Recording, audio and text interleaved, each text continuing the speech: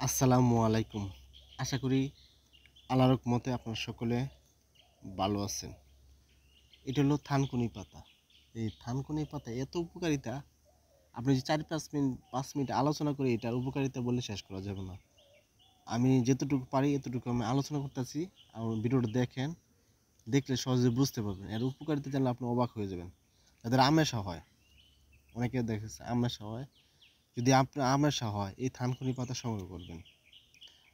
থানকুনি পাতা সংগ্রহ করে এটার পাতা রস করবেন ১.৫ থেকে ২ চামচ রস সকালবেলা একটানা ৫ দিন খাবেন। ৫ দিন খেলে আমেশা, রক্ত আমেশা সহজে ভালো হয়ে যাবে না। এটা হলো ১ নাম্বার আমেশা, যাদের জন্ডিস হয়। জন্ডিসটা কিন্তু মারাত্মক। অনেকের জন্ডিস হয়, হয়তো বা জন্ডিস বুঝতে পারেন না, অনেকে আবার বুঝতে পারে যে জন্ডিস হয়েছে। যদি জন্ডিস হয় তাহলে আপনারা সহজে ভালো করতে পারবেন।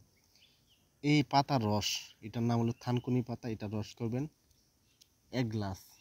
১ গ্লাস রসের সাথে নেবেন ১ লিটার পানি, খুব ঠান্ডা ঠান্ডা পানি নেবেন। বরফ জাতীয় যে ঠান্ডা পানি আছে এই পানি নেবেন। ১ গ্লাস রস আর ঠান্ডা পানি মিশায়া ৩ ভাগ করবেন। ৩ দিন সকালবেলা খালি পেটে খাবেন, একদম গ্যারান্টি আপনার জন্ডিসটা সহজে ভালো হবে। আবার দেখবেন অনেকের মুখের মধ্যে মেস্তা হয়, ব্রণ হয়। মেস্তা এবং ব্রণ হলে কীভাবে দূর করবেন? এই থানকুনি পাতা সংগ্রহ করবেন। এই থানকুনি পাতা সংগ্রহ করে এটা রস করবেন। এটা রস করবেন আপনার ২ চামচ, আর ২ চামচ মধু একসাথে মিশিয়ে পুরো মুখে ভালোভাবে দিয়ে রাখবেন ১৫ মিনিট। ১৫ মিনিট পরে আপনারা নরমাল পানি দিয়ে ধুয়ে ফেলবেন। একটানা ৫ থেকে ৭ দিন ব্যবহার করবেন। দেখবেন মুখের মেস্তা ব্রণ সহজে দূর হবে।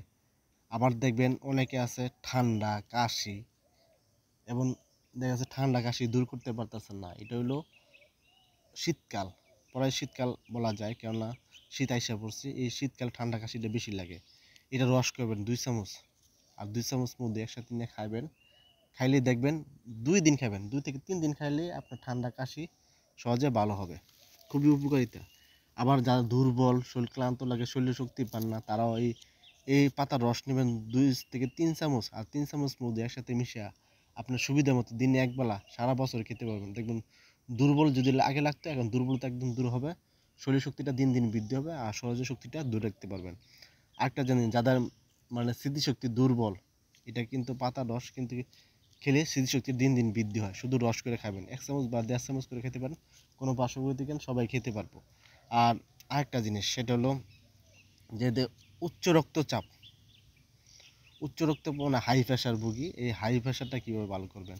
শুধু পাতার রস ১.৫ থেকে ২ চামচ রস সকালবেলা খালি পেটে খাবেন, দেখবেন হাই প্রেশারটা সহজে কন্ট্রোল থাকবে। কুসিনা অনেক উপকারিতা, আরও কয়েক মিনিট বলে এটা শেষ করা যাবে না। যারা এই ভিডিও দেখেন, ভিডিও দেখার প্রতি উপকৃত হন, যদি পেজটা ফলো না দিয়ে থাকেন ফলো দিবেন। ফলো দিলে এটাই, যখন আমি নতুন নতুন ভিডিও আপলোড করবো তখন আপনারা সহজে দেখতে পারবেন।